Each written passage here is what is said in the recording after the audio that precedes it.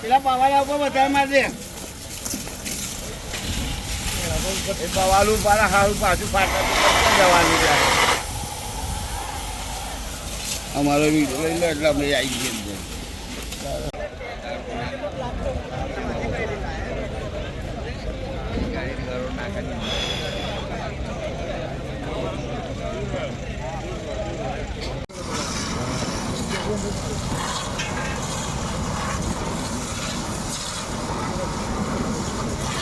Live में से कार्यालय करना लाइव सर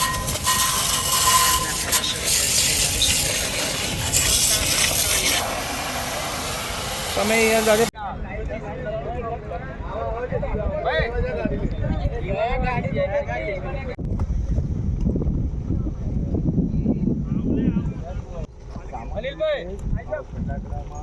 જગા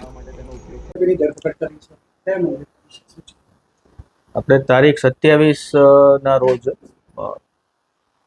એક બનાવ બનેલો જેમાં ફટાકડાની ફેક્ટરીમાં આગ લાગેલી અને ફટાકડાની ફેક્ટરીમાં આગ લાગતા 2 જણા ઈજાગ્રસ્ત થયેલા.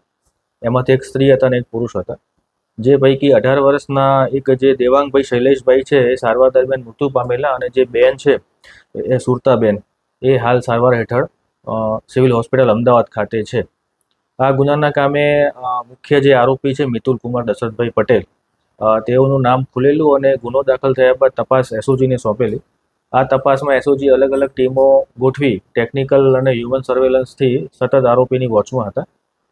જે દરમિયાન ગઈકાલે આરોપી પોતાના રહેણાંક મકાન બાજુ આવવાનું હકીકત મળતા તેઓને સક્સેસફુલી વોચ ગોઠવી અને તેમને હસ્તગત કરી પોલીસ સ્ટેશન ઓફિસે લાવી અને એમની પૂછપરછ કરીને આ ગુનાના કામે એમની ધરપકડ કરવામાં આવેલી છે.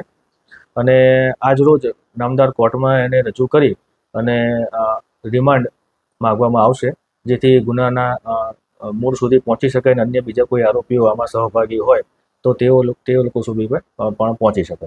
સર, પ્રાથમિક વિગત શું મળી છે? મિતુલ પટેલ જે આરોપી છે તે કેટલા વર્ષથી આ ગેરકાયદેસર ફેક્ટરી ચલાવતો હતો અને ક્યાં આ સપ્લાય કરતો હતો ફટાકડા? મિતુલ પટેલ એ પહેલેથી જ ફટાકડાના ઉત્પાદન અને વેચાણ સાથે સંકળાયેલો વ્યક્તિ છે. જે તે સમયે એમની પહેલાં લાયસન્સની ફેક્ટરી હતી જેનું લાયસન્સ પૂરું થઈ ગયેલું. આ જે જગ્યાએ બનાવ બનેલું છે એ જગ્યાએ વગર લાયસન્સે છેલ્લા 1 વર્ષ ને 2 મહિનાથી આશરે પ્રોડક્શનનું કામ કરતા હતા, જેમાં કોઈપણ જાતની એમણે કોઈપણ ખાતાની કે ડિપાર્ટમેન્ટની મંજૂરી લીધેલી હતી નહીં.